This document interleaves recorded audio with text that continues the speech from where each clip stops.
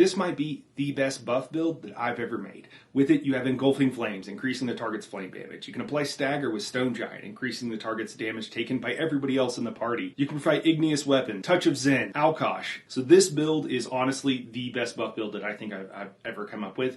And with this, you don't have to do anything whenever you're switching from your buff setup to your main, just a straight DPS setup. Only thing you need to do is swap some gear. It's literally all you've got to do. And of course, the question always with a buff set is how much damage am I losing? Well, if you're using straight par sets, you're literally like a couple of K damage off from what would otherwise be the best you could do. Hi everyone, I'm Nightharo here, and today I've got my Dragon Knight buff DPS build for you. So why play a Dragon Knight? And why play this Dragon Knight? And the reason for that is group buffs.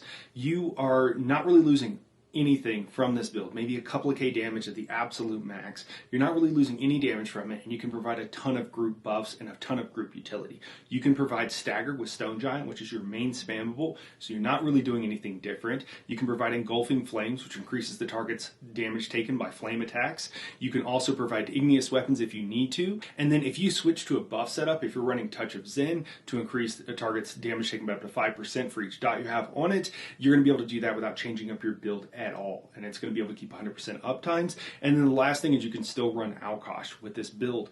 Having full penetration is the most important thing for any group, and Alkosh is a great way to do that. So that's why you might want to run a DK. Other than that, it's a Dragon Knight. So let's go ahead and talk about each one of these skills here. All right, first up here we have Burning Talons. Burning Talons is a great damage ability. It only lasts for a handful of seconds, so you do have to cast this quite often, and it is very magic intensive. This is a stamina build, so this could be a situation where even though it's a great skill, if you're in a dungeon, maybe you're running around solo, you're having problems with magicka, you might need to swap this out. If you're going to swap it out, I recommend going with a stamina skill, something like Caltrops. Caltrops is just a decent dot, stamina based, and it's classless. Anybody can use it. If you have another stamina ability, you could also flex it out here, but if you can, you want to stick with Burning Talons. It's a great DPS ability.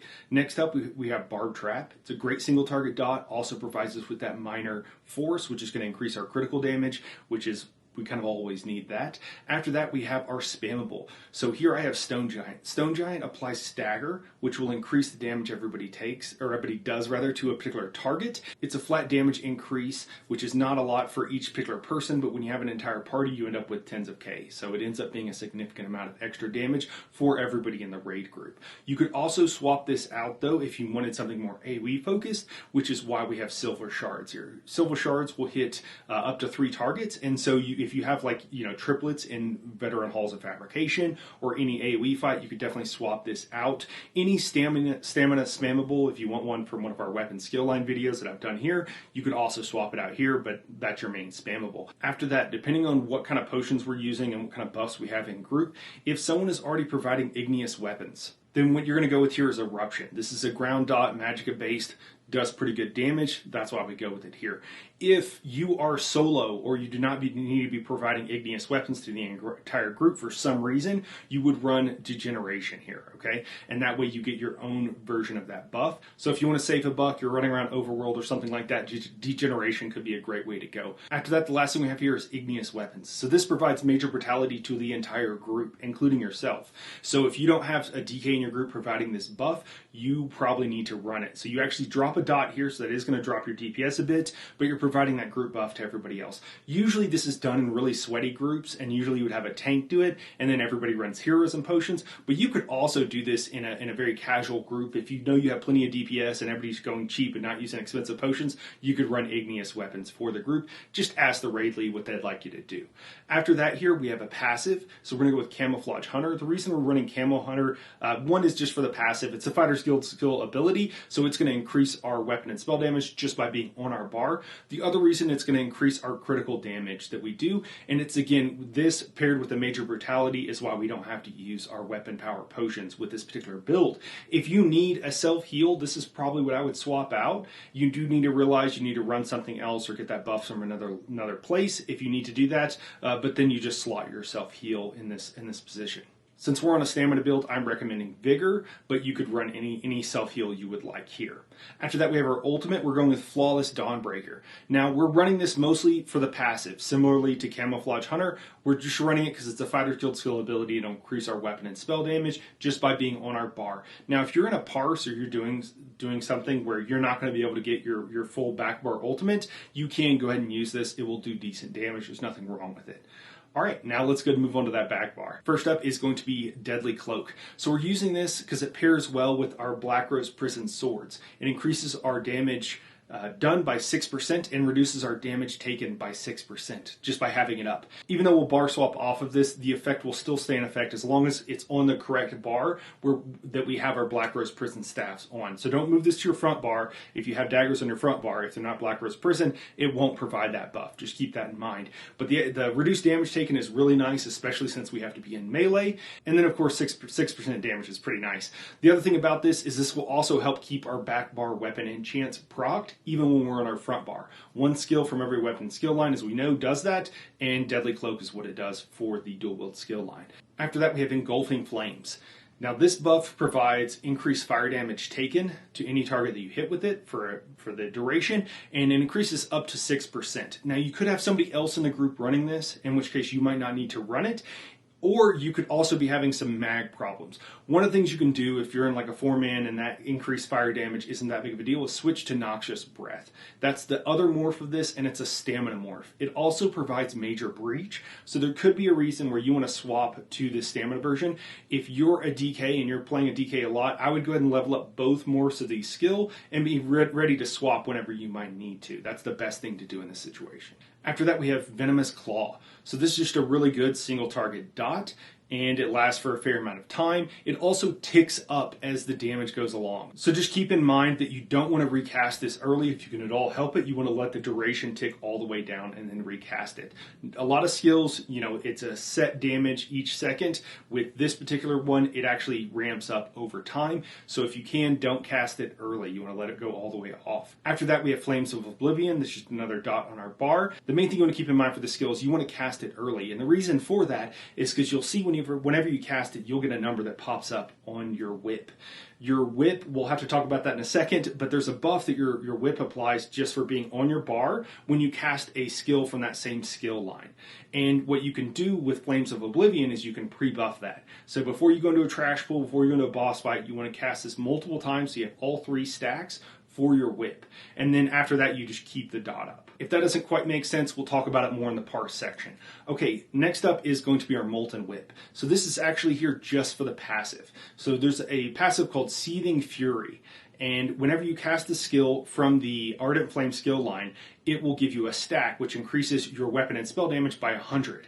And you can get up to 3 stacks. So that's why we cast the Flames of Oblivion, so that we get our full 3 stacks, so we go in with that buff. Now the thing is, it only lasts for 15 seconds. So you do need to make sure whenever you're parsing, or whenever you're in a fight, that you're keeping up this buff at all times. Now we have 3 skills, right? Like 3 of the 5 skills on our back bar are from this skill line. So our Engulfing Flames, our Venomous Claw, our Flames of Oblivion, and then this ability, which we're not going to be casting, right? So actually 4 of them, but 3 of them that we're actively going to be casting are from the skill line, okay? Now, when you're parsing or whenever you're in content, you will notice this could tick down depending on what's going on, depending on what's happening. And if you see this timer go down, you want to go ahead and recast early so that you keep and maintain all of those stacks, but you will never actually cast Molten Whip with this build. I know it's kind of an odd thing, but it actually works pretty well. All right, after that, we move on to our ultimate, Standard of Might. So whenever you cast this ability, it does do a little bit of damage inside of the AoE, but the main reason we want it is because it's going to increase all of our damage done by 15%. It also reduces our damage taken by 15%, but the main reason, of course, on any DPS build and group content is it increases our damage done by 15%, which is huge. So we're going to cast this whenever we can. It is a very expensive ult, so keep that in mind. If you're ever not going to be able to cast it, it's the end of a fight, it's the last boss or whatever, don't be afraid to use your front bar ultimate, but Standard of Might is a great ultimate one we're going to be using most of the time. And that is it for our skills. Let's go ahead and move on and we'll talk about CP, gear, and everything else. Alright, so first up here, CP. We got Deadly Aim, Fighting Finesse, Thaumaturge, an exploiter, okay? If you're in a situation where there's not off balance being provided, you might want to swap out exploiter, but in a lot of situations now, that's just going to be provided, so you don't need to worry about it that much. And in situations where it's not provided, a lot of times you're in a very unoptimized setting or whatever, and I'll be totally honest with you, I don't bother taking it off. But you could swap this out for something that does a little bit more damage, but in general, you're going to get that on the dummy, and you're going to get it in most raid groups now. For a red CP, this is really a choose your own adventure here. I have the same 4 CP that I generally recommend. There's always a reason to swap something else out, but we have Fortified, Celerity, Expert Evasion, and Rejuvenation. Rejuvenation increases our recovery, Expert Evasion gives us a free dodge roll, Celerity increases our speed while we're in combat by 10%, and Fortified reduces our damage taken by increasing our armor. These are just generically good CP, but if you have something that you want to slot in a different place, feel free to go ahead. We're going to put all of our points in stamina. This is a stamina build, and we're going with the Thief Mundus. Those are always the best thing to do right now. It's just to go all into one thing, and then Thief Mundus is just the best Mundus to run, so that's where we're doing it. So if we want to do, so the whole point of this build is so you can buff the group, right? And if you're in that situation and you want to do that, what you're going to run is Zen's Redress, and you're going to run this on your front bar daggers, and then 3 pieces either on your body or on your jewelry. It's kind of your choice. Ideally, we run 6 pieces of medium, 1 piece of light, to make sure we get full penetration in any kind of optimized raid group, but you could swap this out, and if you're running someplace where you're under penetration, you're solo or something like that, having a few pieces on your body is going to help your magic recovery, and it's also going to help your penetration if you're not already at cap. So just keep that in mind. But in general, the optimized setup will be mostly medium. And then on our body, we're going to run Alkosh. Okay, so, and just a note about Zen. Zen, you just have to keep dots up on your target. With this build, as long as you're keeping your dots up, you should be just fine with this. You should have 5 stacks, you should be able to see it, and it shouldn't be a problem, okay? It does take a second, obviously, to get all your dots on a particular target, so they won't all read 100%, but it should be high 90s in all situations, especially the longer a fight goes, the closer to 100% that should be. And I'm sorry, Touch of Zen drops some Lair of Marsalok, which is a pain to farm, I know, but it is worth it. That extra 5% damage for everybody else in the party is a pretty big deal. After that is Alkosh. Alkosh drops from Maw of Lorkosh. You do not need to run this on Veteran, okay? The only reason to run it on Veteran is because jewelry drops in gold there. You do need to transmute that jewelry because it's not perfected. You won't be able to recraft it in gold, so you will have to transmute it for the full 50 crystals there. So just keep that in mind, the transmute crystals. So just keep that in mind. Now with Alkosh, okay, you do need to make sure you're keeping this up at all times. There's a couple of add-ons that you can use with this. One of them is EXOY proc. That can be an add-on. You can also use Hyper Tools as well. There's a lot of different add-ons for that to help make sure you keep this up. Another thing you can do is have your group download Synergy Blocker, okay? This is something, and I believe that's the exact name of it, is Synergy Blocker. And then you can have them block certain synergies. This can be useful in Hellraw Citadel if you're trying to make sure you're not breaking free if you're on hard mode and killing the entire group. That's where most people probably know it from. But the other thing is you can block certain synergies. So the Harvest Synergy from a Warden, they're healing their flowers. That's a really good one for a Zenkosh build to be using, but you can also do something else. You could also block out Boneyard, which is a necro ability. But generally speaking, I used to tell people to all the time just spam synergies. If you do that, you will go through all the synergies and then you'll be on a 20-second cooldown for each one of them, and you don't want to do that ideally, but it's better than never hitting it. Which is the problem I was having. But ideally, you would space this out and try to make sure you have that Alkosh proc up at all times. If you don't have add-ons, you can also see the wave that goes out from this debuff, and then after that, it's kind of just keeping a rough idea. Usually you have enough synergies in a group, particularly with Arcanist being a thing now, where they have another ability that provides 3 synergies per cast of 1. You've got a handful of synergies. As long as you have a diverse group that are running different synergy abilities, hopefully you shouldn't have too much of a problem. If you are just not getting any synergies, it might be something where you're like, you know what, you bail on Alkosh, or if you have a tank that's running something like Tremor Scale that is already providing that extra penetration, there's a couple of other sets as well. So it could be a situation that you don't need to run Alkosh, but you do want to run Zins, in which case what you want to do is just swap out for Reliquid. And speaking of, let's go ahead and talk about our full DPS setup. Oh, and I'm sorry, there's no mythic with this build. You're just going to run Zaan as your monster set, okay? Does fire damage, DKs do extra fire damage, so it works really well, and also it's the best monster set right now for single target damage. Okay, so our parse setup. So Pillar of Nirn daggers, that's what you're going to keep on your front bar because it's a proc set, and then you can body Reliquin. You really don't want to front bar Arms of Reliquin unless you're extremely good at DPS and extremely good at parsing, because you'll drop stacks. It has to build up stacks, and then you want to make sure you keep those stacks up. And if you have it only single barred, oftentimes you will drop stacks and it will do less damage. You could also do something like Whirl the Depths here, but Arms of Reliquin, since you can 5-piece it and have it always active, that's what I would recommend. That's what I would go with. And you still run Zahn with it, and then the Black Rose Prison Swords on the back bar. A note about the Black Rose Prison Swords on your back bar with both of these setups here, the reason you run swords is because it gives you a little bit extra weapon and spell damage, and when you cast those abilities on your back bar, even though you bar swap off of it, it'll actually keep those dots with the little bit higher weapon and spell damage that you had before. So that's why we go with the swords. And again, appreciate to Lenny and Drakiris. These are the guys who gave me that kind of advice. I believe that was Lenny who gave me that advice. Now, I will note with this build, you want to run max stamina, but Magicka recovery food. So the Jester's Coin, I believe, is what you want to run. And that is it for this build. Now let's go ahead and talk about parse. So whenever we're parsing, we want to go ahead and precast Flames of Oblivion, right? Go ahead and get our stacks going with that. Depending on exactly which other skills you are running, you'll precast what you can.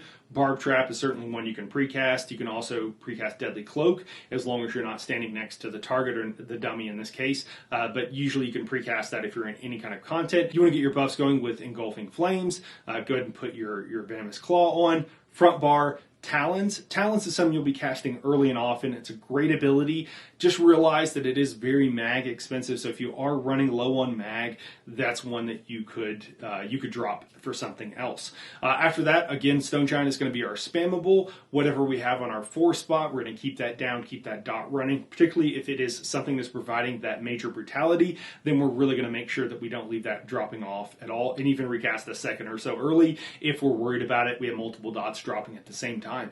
And that's really it for this build. After that, you just parse. Drop your standard once you've got all your dots up, and just keep going through and keeping up your dot rotation. If you're just practicing parsing, you can use Degeneration instead on your 4 spot on your front bar, and then you don't need to use expensive potions, and you can still get a really good idea of what you're parsing. If you do want to swap that out for Eruption and use more expensive potions, you can get a little bit more damage. The other thing you could do is if you're on the PTS or if you're just independently wealthy in the game, you could also run Heroes and Potions as long as you're running Degeneration for all the other buffs, which will give you a little bit more ultimate back. It can be nice to run Tri-Stats with this build because, again, Mag Generation is going to be, or Mag Regen is going to be a little bit rough, and similarly, Heroes and Pots will also provide you with that Mag Generation, so keep that in mind. I was able to parse 110k on this build. That's the most as I parse really on any class right now. I got higher in the Arcanist, but the Arcanist is kind of an exception. It's just so easy with the beam. I think I got up to like 119, 120, but that's kind of an outlier. You know,